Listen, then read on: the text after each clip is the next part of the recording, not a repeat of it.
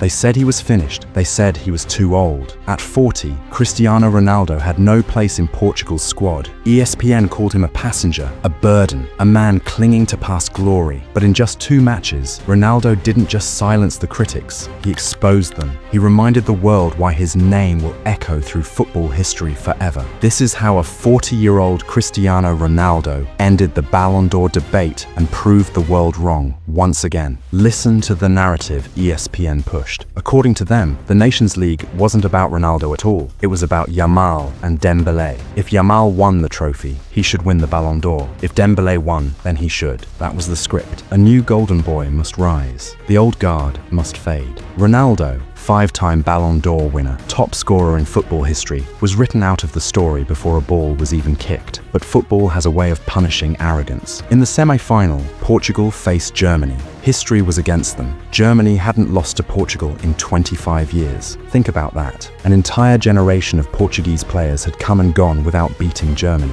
And now, the responsibility fell on a 40-year-old man who many claimed didn't belong on the pitch. The critics said he didn't press, that he couldn't run, that his presence was holding Portugal back. Ramos should start, they said. Younger legs, fresher energy. But when the lights came on, it wasn't Ramos who made history. It was Cristiano Ronaldo. The game was tense, a battle of attrition. Portugal pushed forward, Germany struck back, and the clock kept ticking. But Ronaldo was waiting, always waiting. Then the moment arrived. A cross, a run, the kind of anticipation you can't teach, only live through decades of football. And then the finish, simple, ruthless, vintage Ronaldo. At 40 years old, against history itself, Cristiano Ronaldo found the net. Portugal had beaten Germany for the first time in a quarter of a century. One man broke the curse. One man shifted the narrative. And yet, instead of applause, ESPN dismissed it as a fluke, a goal that didn't matter, a striker who didn't contribute enough. How do you dismiss history being made in front of your eyes? That's when it became clear. This wasn't just criticism, it was an agenda, and so came the final. The build-up framed it as the clash of generations. The 17-year-old Lamine Yamal, the face of tomorrow,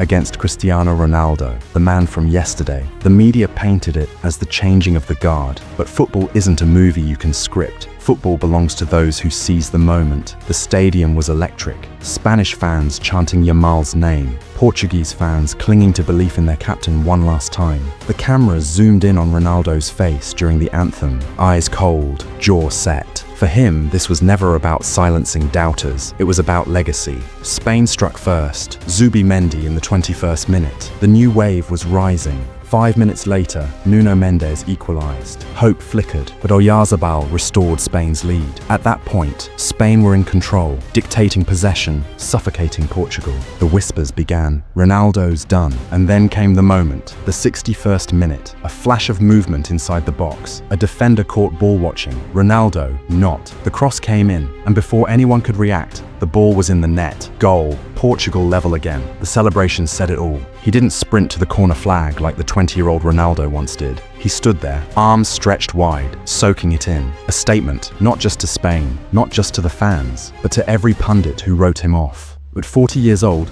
he dragged Portugal back again. Momentum shifted. Spain crumbled. Portugal grew stronger. And when the final whistle blew, the trophy was theirs. Ronaldo had done it again. It wasn't just a goal. It was a message. A clash of generations. An experience stood tall. The kid was supposed to write the headline. Instead, Ronaldo stole it. But even after victory, the knives came out again. He's too old. He only played 2 games. He got injured. That was the reaction. No praise for back-to-back 90-minute battles in 3 days. No admiration for delivering on the biggest stage at an age when most footballers are long retired. Just more disrespect. And that's when you realize something. This isn't analysis. It's an agenda. They want Ronaldo gone. They want to close his chapter, but Ronaldo refuses to let them. And to understand why, you need to look back at the moments that defined him. In 2017, the Champions League belonged to him. 10 knockout stage goals, a hat-trick against Atletico, 5 across 2 legs against one of Bayern's greatest sides, a brace in the final versus Juventus. He made the impossible look inevitable. That year, he wasn't just playing football, He was rewriting the rulebook. In 2016, he did what no player has ever done before or since. He won the Champions League. He won the European Championship, Portugal's first ever. He won the Ballon d'Or, and across all competitions, he surpassed 60 goal contributions. The only man in history to hold all of that in a single season. That's not talent, that's destiny. And in 2014, he delivered the promise of La Decima. Before a ball was kicked, he told Madrid fans he would bring them their 10th Champions League. In a world filled with giants, Barcelona, Bayern, Chelsea, such confidence sounded like madness. But madness became reality. 17 goals, a record that still stands. Zlatan challenged him in the World Cup playoffs. Ronaldo responded with 4 goals in 2 legs, dragging Portugal to the tournament and ending the debate. That year, he wasn't just a footballer, he was inevitable, and that inevitability hasn't left, not even at 40. So here we are in 2025. Yamal dazzles with brilliance. Dembélé has his moments. But when Portugal needed saving,